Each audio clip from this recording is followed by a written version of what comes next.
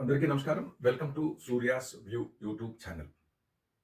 రఘు వాళ్ళ నాన్నగారిని తీసుకొని ఒక హోటల్‌కి టిఫిన్ చేయడానికి వెళ్ళడం జరిగింది.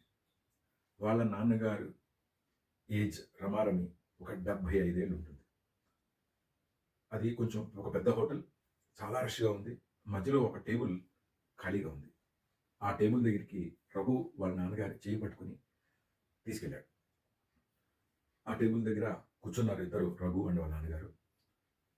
సర్వర్ వచ్చాడు. సర్వర్ వచ్చి, "సార్ మీకేం కావాలని" అడిగాడు. అడగగానే ఇడ్లీ, సాంబార్ ఇవ్వండి నాకు, మా నాన్నగారికి అని చెప్పి 2 ప్లేట్లు అని చెప్పి ఆర్డర్ ఇచ్చాడు. సర్వర్ తెచ్చిచ్చాడు. సో, వాళ్ళు తినడం స్టార్ట్ చేశారు. ఆ తింటున్న సమయంలో రఘు వాళ్ళ నాన్నగారు పెద్దాయన, కొంచెం చేతులవి వణుకుతున్నాయి. అలాగే నోట్లో కొంచెం పళ్ళు కూడా, జనరల్‌గా ఆ ఏజ్‌లో పళ్ళు అనేది కొంచెం ఊగుతూ ఉండడం అనేది సహజం. దానివల్ల తినేటప్పుడు ఆయన చొక్కా మీద ఆ సాంబార్ అనేది వేసుకుంటున్నారు. ఒకసారి పడింది, జస్ట్ అట్లా తుడుచుకున్నారు. అట్లాగే 2, 3 సార్లు అక్కడ ఇక్కడ మొత్తం షర్ట్ అంతా కూడా కొంచెం పడడంతో కొంచెం చికాకుగా ఉంది అనిపించింది. చుట్టుపక్కల వాళ్ళు, అంటే వాళ్ళు టేబుల్ మధ్యలో ఉండడం వల్ల ఆ చుట్టుపక్కల చాలామంది, అది కొంచెం బిజీ హోటల్ అవ్వడం వల్ల చాలామంది వాళ్ళని అబ్జర్వ్ చేస్తున్నారు.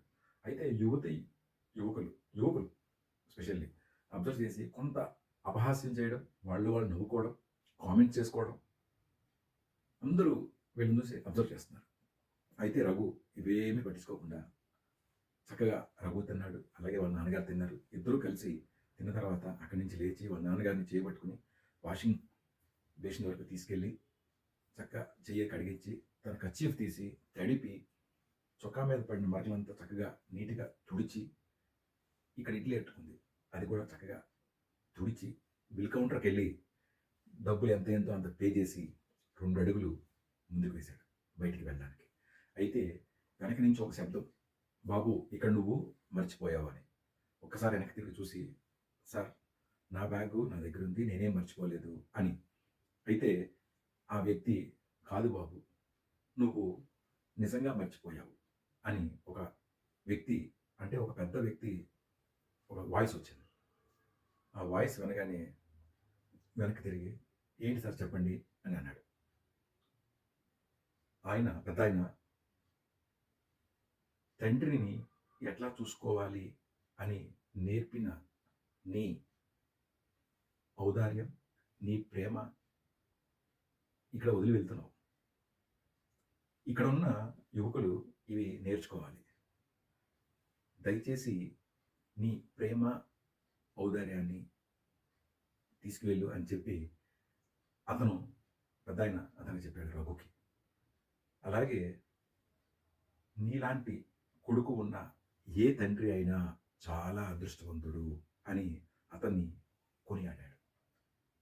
ఒక్కసారి ఈ విషయం ఆ పెద్దాయన చాలా గట్టిగా చెప్పడంతో అక్కడ చుట్టుపక్కల ఉన్న హోటల్‌లో ఉన్న తినే వాళ్ళందరూ కూడా, సర్వర్సు, హోటల్ స్టాఫు, ఆ బిల్ కౌంటర్‌లో ఉన్న వ్యక్తి ఒక్కసారి నిర్ఘాంతపోయారు. ఒక్కసారి అందరూ లేచి నుంచుని రఘుకి క్లాప్స్ కొట్టారు.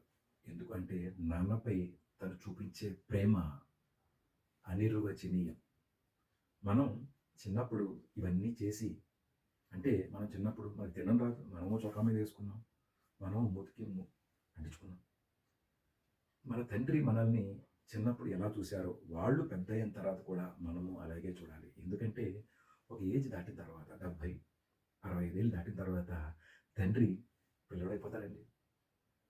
తల్లిదండ్రుల్ని చక్కగా చూసుకోండి. Thank you so much.